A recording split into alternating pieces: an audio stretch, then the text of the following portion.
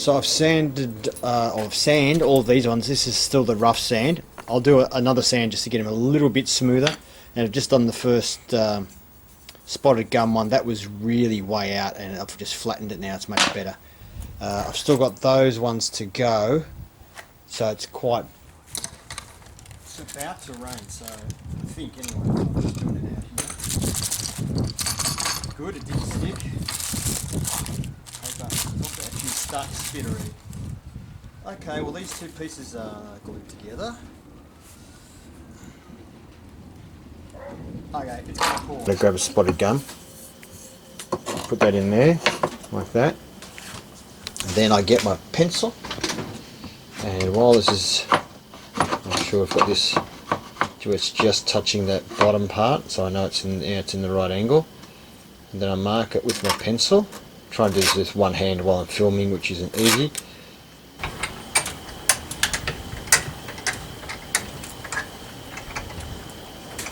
Okay. I put the glue on. I put it on like this. Place it about like that, since we know that line that'll make it the right angle. And glue it on, clamp it, and leave it to dry for a couple of hours. And I do that a lot of times.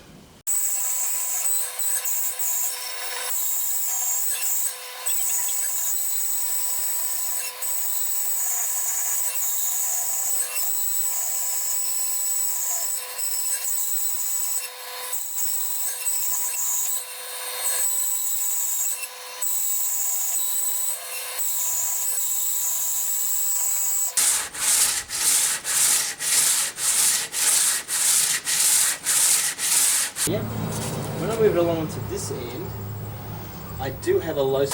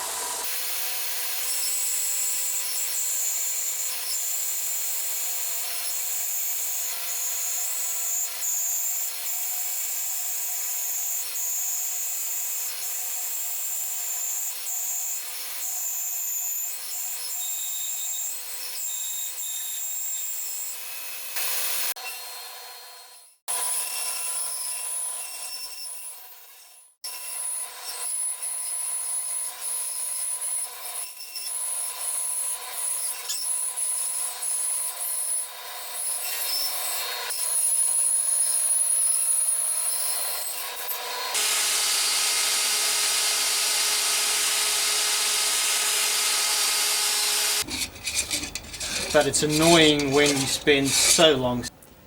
You generally speaking need to go a little bit deeper too, because that adjusting nut tends to sit a little bit lower than the rest of the truss rod. So if you are doing these, just be prepared for that when you do your little bit of chiseling here, you're probably going to need to ever so slightly increase the depth as well.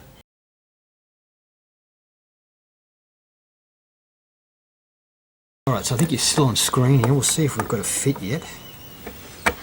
Okay, so basically it's a pretty snug fit. There's a couple of points. I'm keeping downward force on the drill. Like I'm pushing down with my hand on top of the drill to try and stop it going up.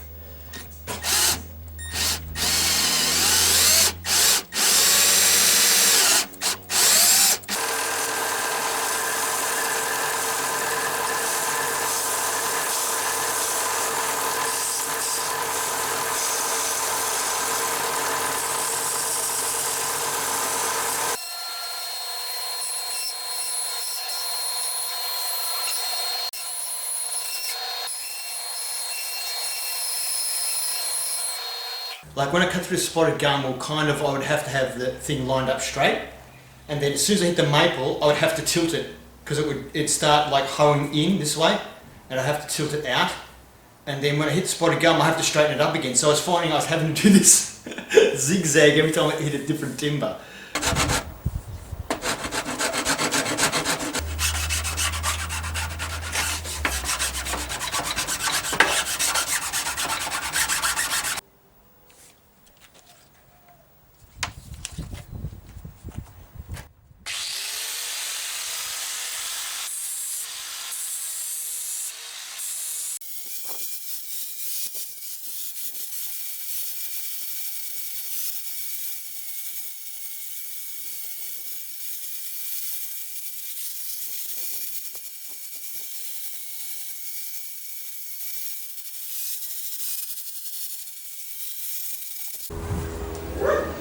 This might be the end of this series.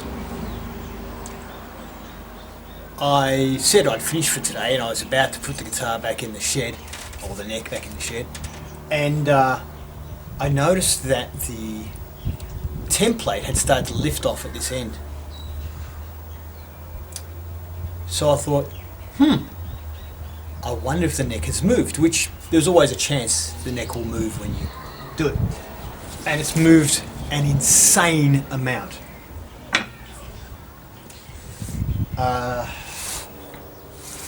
You can have a look at just how much this has moved. But basically now it has so much back bow in it,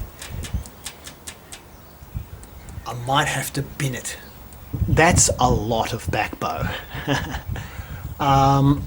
If I push up on it like this, if I squeeze it, it closes up. You know, so I can put tension on with my hand and close it, and then you can see there, I don't know if you can tell, but when I've got tension on it, it's completely flat now. So I can make the neck completely flat when I put tension under it. Sun's going down and I'm making a string retention system. I was just doing it as a test, but it's going so well that I might actually use this, so I thought I'd better video it in a bit. But that's all I can get in there until I get it down low enough. Once I get it down low enough, like this one's low enough now, then I can get the whole file in. It's going to jam up on me now. Just go back to doing it so I've got more control of this angle. So, and once I get to there, it's much quicker and I can file it down and make sort of a keyhole like these other three. So this one I'm not quite finished yet. Whilst I'm sitting here filing, I've had a lot of time to think about stupid things because it's boring. Most people would call these keyholes, but you could think of them as teardrops. But I was really thinking about it and I thought, no, they're ice cream cones. Ice cream.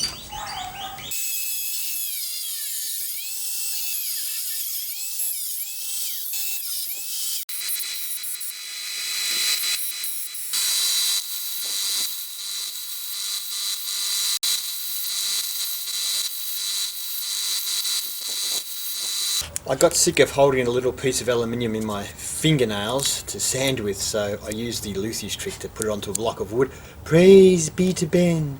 Anyway, we've got rid of most of the scratches. I don't know if I angle this, if you can still see some scratches in there. So it's a lot easier to sand like this rather than trying to cling onto it with fingernails and scraping my fingertips. It's probably good if you're a safe cracker.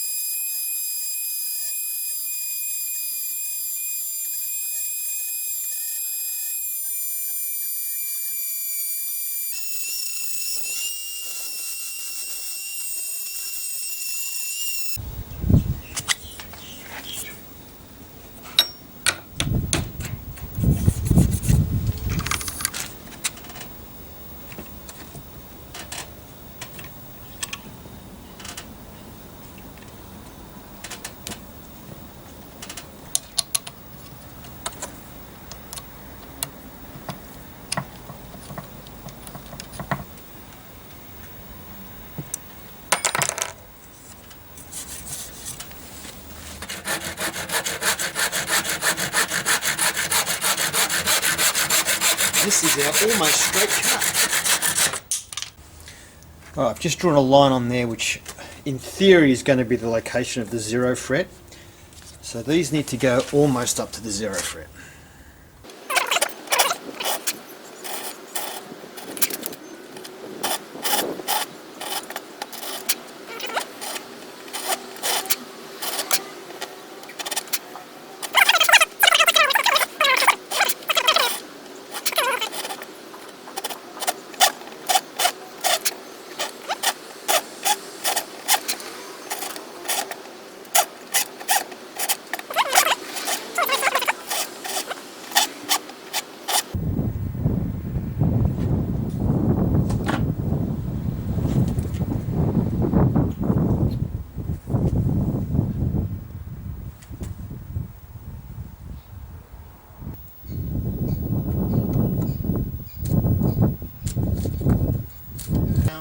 Yes. Just to go right there.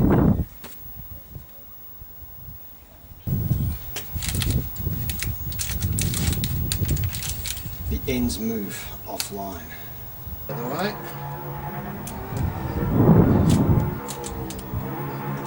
Might do this one from this side just for the hell of it.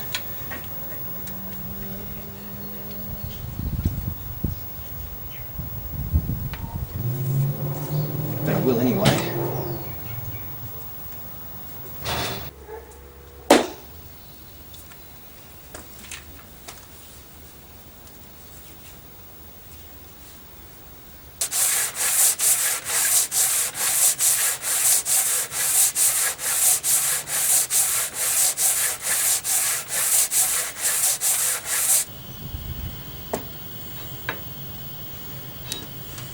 So that's my 0 fret line, and I don't want to lose that again, so I'm going to cut that. But before we cut that, I'll measure the 24th fret, which I'll measure from the 0 line. So even though this is the 0 fret, this is the 0 line, and all my measurements will be from the 0 line. Let's say the first fret is, actually let me tell you what it is. It is 45, bit over 45 millimeters from the 0 line. It's actually going to be a bit over 35 millimeters from the 0 fret. So from the 0 line, it's 45. So I've got to measure them from the 0 line, 45, and this one will be about 35, something like that. So, yeah, really important that I measure it from there. And I've stuck that on so I don't lose my mind. Some people like to scour it first with a knife blade, but I have found that that doesn't work for me. It doesn't actually allow me to grip.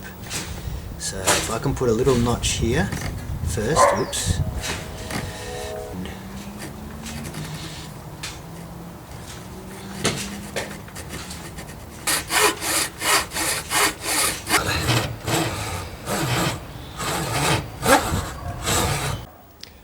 Alright, so I have marked here, this is not a fret mark, this is the cut-off line where the fretboard will be cut off, and I've cut that fairly deep. It's actually going into the body, or the top of the neck a little bit, because I've got to cut down about 6 mils into this and cut that off all the way along anyway, and that whole piece will come off. See, this will be the end of our fretboard, and that's our 24th fret there next to it.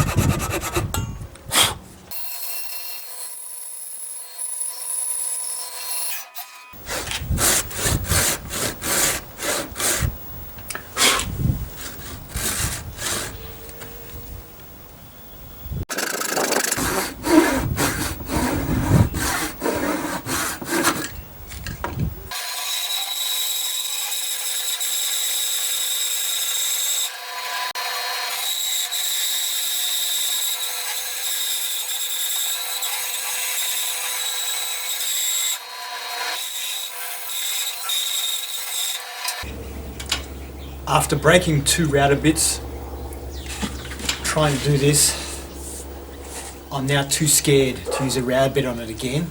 I lost my nerve. Like on this one, I haven't stuck it on a board yet. You can probably see the line I've drawn on it in pencil, which is from the template. I might just put it on the sander here and see if I can just sand it down to the line anyway. I don't know how hard it's going to be to sand because it's pretty hard timber.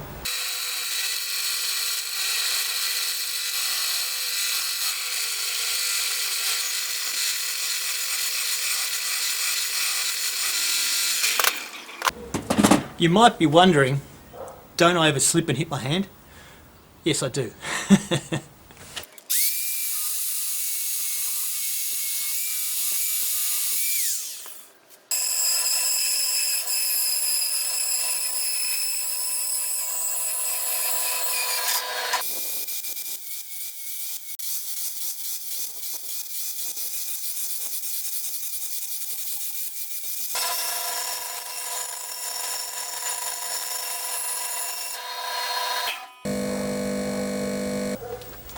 That should look pretty cool. I like that effect. That looks nice. Once the body is glued on, it's going to be very hard to get into this area because I'll hit the neck. So I'm going to do some sanding in here now on this piece and the other piece.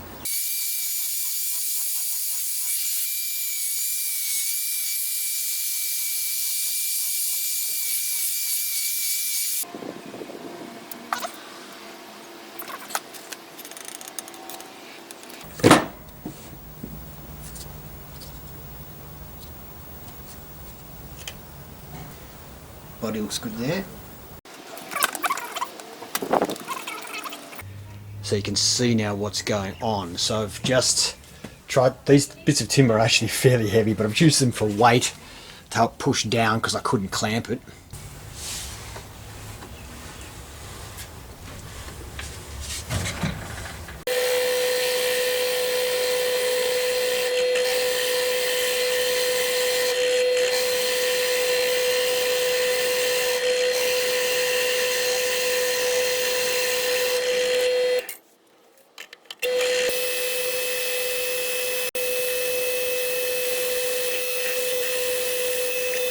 I have now chiselled this hole out. You can see the other one there that hasn't been done yet. I've drawn it up, I have to do it though. So this one's done and the pickup sort of fits in, I think. I'll let the wire run like that. There we go. Oops, so you couldn't see that. Yeah, so that fits in there.